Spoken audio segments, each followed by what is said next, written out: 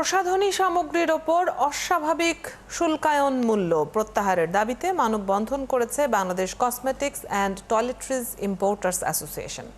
মঙ্গলবার সকালে জাতীয় প্রেস ক্লাবের সামনে অনুষ্ঠিত মানববন্ধনে বক্তারা বলেন, অন্তর্বর্তীকালীন সরকার বর্তমান বাজেটে প্রসাধনীর ওপর ন্যূনতম 150% শুল্ক বৃদ্ধি করে বাংলাদেশে এই খাতে কর্মরত প্রায় 25 লাখ মানুষকে ঝুঁকিতে ফেলে দিয়েছে। এই শুল্ক না কমালে প্রসাধনীর বৈধ পথের ব্যবসা বন্ধ হয়ে অবৈধ পথে চোরাচালান বেড়ে যাবে, যার কারণে সরকার হারাবে বিপুল রাজস্ব। কোনো পণ্য বন্ধ হয় না, পণ্য চোরাই পথে অথবা লাগেইছে অথবা ব্যাগেইছে, বিভিন্নভাবে এই পণ্য চলে আসে।